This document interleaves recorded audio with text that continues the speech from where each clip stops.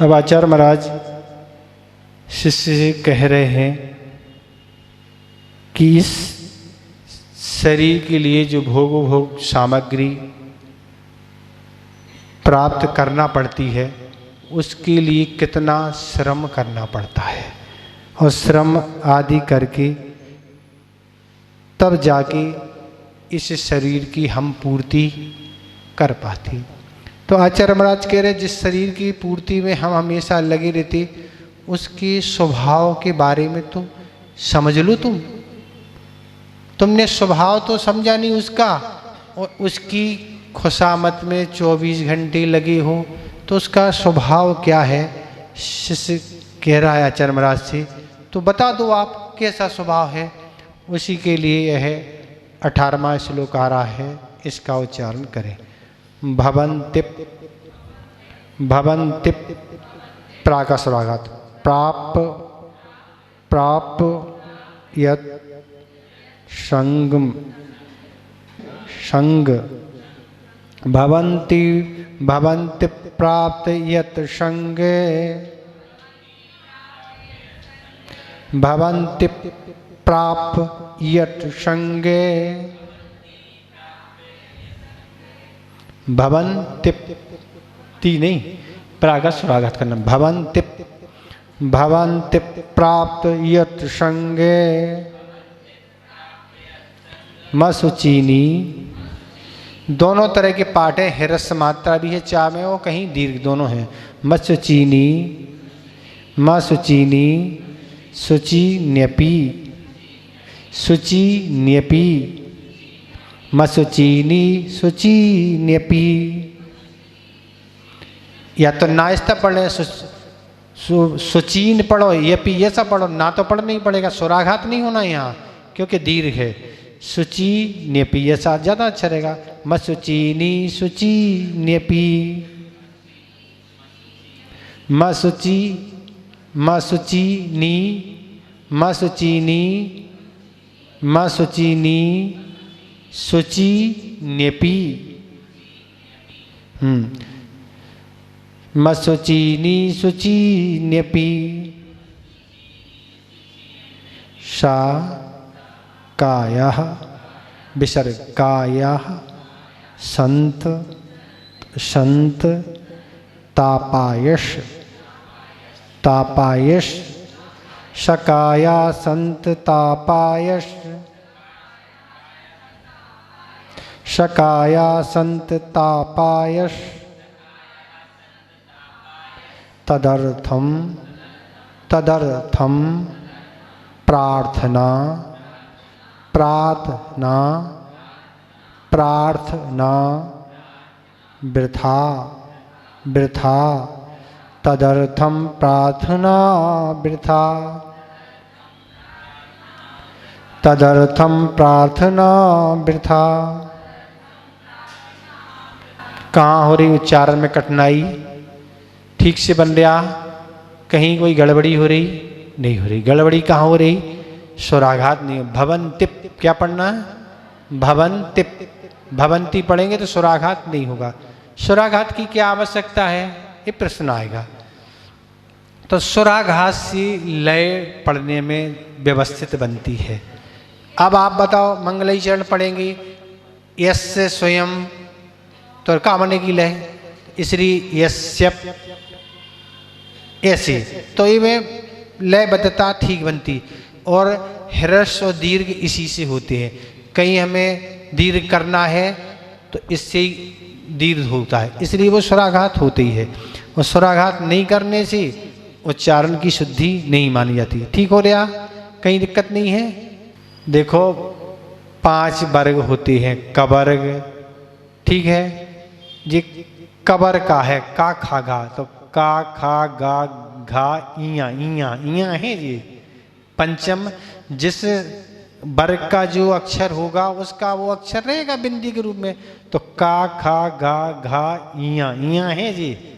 णा नहीं है, ना तो काय में आएगा ता था धा ना ना वहाँ आएगा। ऐसे जो 5 वर्ग होते हैं उनका जो अंत अक्षर होता है वो यहाँ है। तो गा गा किस वर्ग का है? कवर्ग का है तो उसका है वो। ठीक हो गया। अब देखें अर्थ क्या कह रहे हैं। यत माने जित शरीर का, संग माने संयोग पाकर, संग प्राप्त करके, जिस शरीर का संयोग प्राप्त पाकर शुचिनी अपि अशुचिनी भवंती, तो ऐसे पवित्र पदार्थ भी अपवित्र हो जाते हैं। इस शरीर का धर्म बताया जा रहा। शरीर कैसा है अच्छे से समझ लें। आचार्य महाराज यही कहने वाले हैं कि खूब सेवा में आप लगे हो शरीर की। आपका शरीर जितना आपको सहयोग नहीं दे रहा साधना में, उससे ज़्यादा आप उसकी सेवा में लगे हुए हैं। क्यों, क्या कह रहे हैं और क्या कह रहे हैं। सा काया संतत अपाया, और वह शरीर सदा निरंतर अतृप्ति और नासूर मुख रहता है। तदर्थम प्रार्थना वृथा, तो उसकी पवित्रता और तृप्ति के लिए चेष्टा या कामना करना व्यर्थ है। ये आचार्य महाराज इस शरीर के स्वरूप के बारे में बता रहे हैं। तो क्या कह रहे हैं, तो सबसे पहले आप समझें कि इस शरीर से किन किन पदार्थों का किस रूप में संयोग होता है। तो सबसे पहले अपन संपर्क में रूप लें कि आपको स्नान करना है। तो स्नान करना है, पानी की आवश्यकता है, पानी से तो स्नान करते हैं आप। तो अब शरीर का संयोग पाके अच्छा खासा पानी मैला हो जाता है, और जो अच्छा पानी था उसमें अब वह गंध नहीं, वह पानी शरीर की मलिनता से वह भी अब उसकी वह क्या है, गंध दुर्गंध में परिवर्तित हो गई। तो ये सारी स्थिति है। और भी क्या है, अच्छे अच्छे स्नान करते आप साबुन का उपयोग करते हैं। लक्ष्य इंटरनेट, लक्ष्य हमाम है, लाइफ बुक, तरह तरह के आते होंगे। मोती संदल कितने आते हैं हमें नहीं पता, उस ज़माने की जब हम थे पता आप क्या आता हमें नहीं पता, पर अच्छे अच्छे प्रकार के साबुनों का उपयोग करते हैं।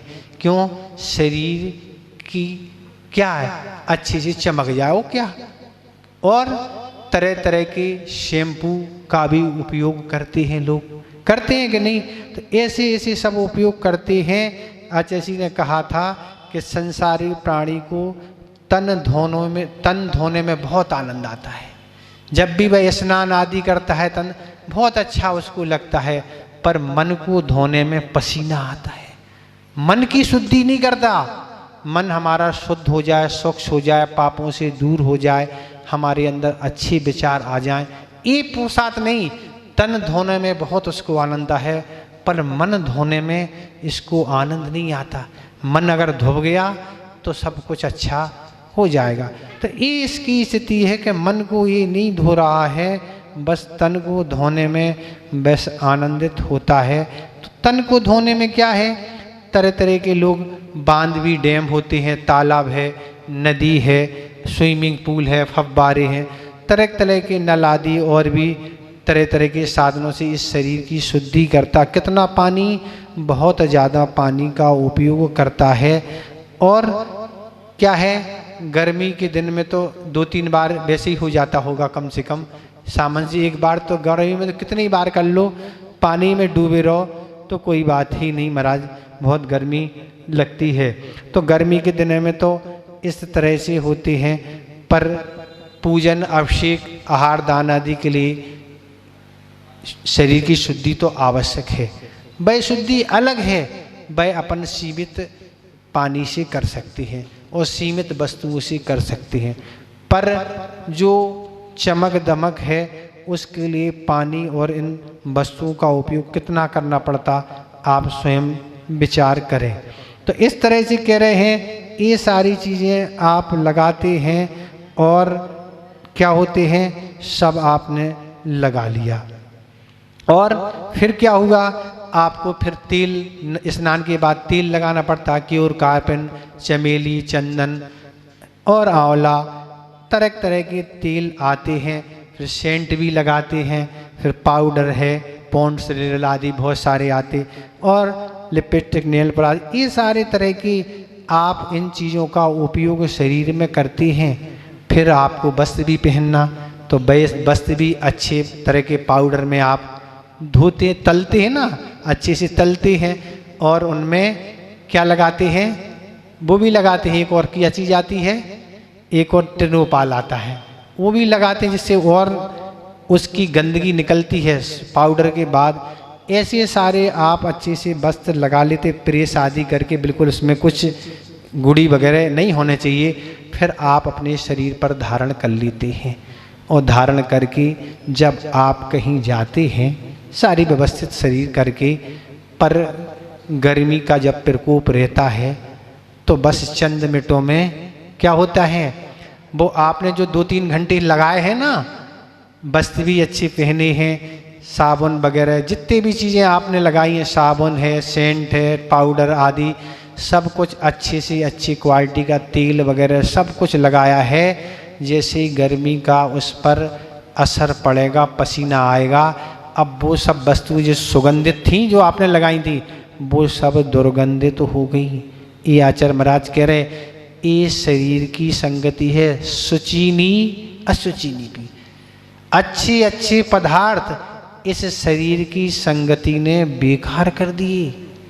कितना धन का आपने व्यय किया इन सारे वस्तुओं को लाने में, धन और श्रम कितना हुआ। पहले तो धन को लाने में श्रम, फिर इन वस्तुओं को लाने में श्रम, और फिर ये आपने सब लगाई और घंटे 2 घंटे आपने खूब श्रम किया और 10-5 मिनट में अब वह दुर्गंध आ रही है। लोग कहते हटो भैया दूर, थोड़ी दूर खड़े हो ना, गंध आ रही बहुत। वो पाउडर तो बहुत लगाते जो लोग, वो पसीना आने के बाद और बेकार ऐसी दुर्गंध आने लगती। तो आचार्य महाराज ये कहने वाले हैं कि ये शरीर का स्वभाव समझो, जिसमें तुम इतना श्रम और मेहनत कर रहे हो, पर उस शरीर की संगति ने सारी चीज़ें बेकार कर दी। एक से एक अच्छी चीज़ें, धन गया, धर्म नहीं हुआ। जितनी देर आपने श्रम किया उस दिन धर्म नहीं हुआ, धन भी गया, समय भी गया। उतना समय अगर आप तुम धर्म ध्यान में देते तो कुछ होता। कहते हमारे पास समय नहीं है, और ये समय कहाँ से निकल आया है। एक जगह शिविर लगाया था, 10 लक्षण पर्व में लगा था, तो वहीं स्टोपदेश चल रहा था। जब इस श्लोक की व्याख्या की, सारी चीज़ें बताई, तो एक शिवरार्थी बाद में आया, कहने लगा महाराज हम बहुत परेशान हैं, हमारी श्रीमती तो इतनी समय लेती है कि अगर दोपहर में जाना कहीं तो सुबह का बोलना पड़ता, तब वो महाराज तैयार हो पाती, नहीं तो सारे वाहन छूट जाते। इतना ज़्यादा समय लगता है। अब ऐसे आपको लग रहा है, स्वयं आप विचार करो कितना समय लग जाता है। और शरीर की शुद्धि अल्प जल और अल्प पदार्थ से हो सकती है। कितनी चर्बी युक्त पदार्थ हैं, हिंसक पदार्थ हैं, क्या क्या चीज़ें हैं। और जो चीज़ें आपके घर से बाहर निकल के पानी के माध्यम से नाली में जा रही, एसिड आदि ऐसे पदार्थ हैं जो जीवों की आँखों आदि जगह जा रहे हैं, उन पर भी उनका दुष्प्रभाव पड़ रहा। जब आपके आँखों में चला जाता तो आप स्वयं सोचें ना, अब उनकी में जाएगा, वो तो उनकी काया और नाजुक है, तो उन पर भी असर आ रहा है। उसका पाप बंद किसको होना बताओ आप।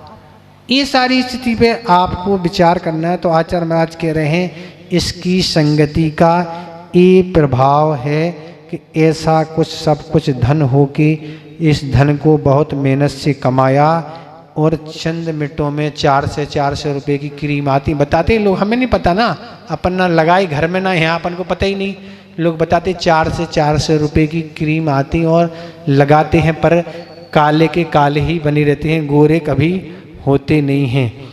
जो गोरे होते वो तो होते ही, उन्हें लगाने की कोई ज़रूरत नहीं ना। उसमें एक ही भाव स्तुति में आचार्य बादीजी महाराज ने लिखा कि आभूषण की उनको जरूरत होती है भगवान जो सुंदर नहीं है। आप तो सर्वांग सुंदर हैं, आपको क्या आभूषण पहनना। जिनमें विकार होता है वो वस्त्र पहनते हैं, आप में कोई विकार ही नहीं ना, तो आपको क्या वस्त्र, ना आपको वस्त्र की आभूषण कोई जरूरत नहीं ना, इसलिए आप तो सर्वांग सुंदर हैं। ऐसा आचार्य बादीजी महाराज ने उसमें एक ही भाव स्तुति में भगवान की स्तुति की है। तो इस तरह से ये सारी चीज स्थिति हैं। तो महिलाओं की तो स्थिति अलग ही है महाराज। पुरुष वर्ग तो जो करता है, पर महिलाओं को तो कितना समय लगता होगा, वो सब अपना अपना समझें। फिर भी सब आनंदित होते हैं, बहुत अच्छा अपने को समझते हैं। पर इस श्लोक से आचार्य महाराज कह रहे हैं कि अपने समय को व्यर्थ मत खर्च करो और अपने धन को भी व्यर्थ मत करके, उस अल्प में बाल है, शरीर है, अगर तेल का उपयोग नहीं करेंगे तो रुक्षता आएगी। भाई कोई भी तेल से हम उपयोग कर सकते, किसी भी ऐसी चीज़ का उपयोग कर सकते जिससे हिंसा नहीं हो, कम धन में वह काम अल्प समय में हो जाए। ये तो तुम्हारी क्या है, विवेक बुद्धि कहलाएगी। ये विवेक बुद्धि नहीं कि आप लगाते चले जा रहे अच्छे अच्छे महाराज, दूसरों को दिखाने के लिए सब किया जाता है। लोग सोचेंगे इनके यहाँ तो कुछ है ही नहीं ना, कुछ लगाते ही नहीं ना, यही तो कहेंगे ना, कहने दो ना, आप क्या है आपको पता है। तो इस तरह से लोग प्रशंसा, अगर हम सब कुछ कर भी लें और लोग ना प्रशंसा नहीं की तो बहुत बड़ा दुख होता है। सब कुछ अगर हम पहन के लगा के गए और लोगों ने नहीं पूछा तो बहुत टेंशन महाराज बढ़ जाता है। तो इस तरह से बाजार आदि कहीं भी गए, ये तो एक उदाहरण है, पार्टी कहीं भी गए सब बेकार, ऐसा काया का स्वरूप स्वभाव है। अब दूसरा नंबर संपर्क कैसा होता है, दूसरे नंबर शरीर का संपर्क भोज्य पदार्थ से होता है। तो अब भोज्य पदार्थ में तरह तरह के आइटम भोजन के रूप में बनते हैं।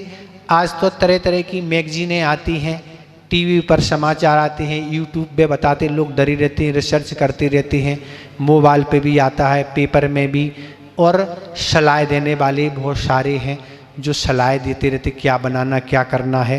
तो ऐसे बहुत सारा समय इसमें जाता है, तब कोई डिशें तैयार होती हैं, फेवरेट वस्तु कोई, इस तरह से इतना सब विचार विमर्श करना पड़ता है वस्तु बनाने के लिए। तो आचार्य महाराज मीनू जिसे बोलते हैं, ऐसे लिस्ट वगैरह तैयार होती हैं होटलों में, बड़े बड़े होटलों में, छोटों में लिस्ट सामने आप जहाँ विराजमान होते वहाँ लगी रहती है, आप देख लें आपको क्या लेना है। तो इस तरह से आचार्य महाराज कहते हैं केसर युक्त दूध भी इस शरीर में डाला जाए, जलेबी भी दी जाए, पोहा है, मंगोड़ी है, समोसे हैं, मंगोड़ी, तरह तरह की अच्छी अच्छी वस्तुएं इसको सुबह नाश्ते के रूप में दी जाती हैं। और है पूड़ी है, पराठे हैं, दाल बाटी, दाल ढोकली, कितने बनाते आप जाने, हमें नहीं पता,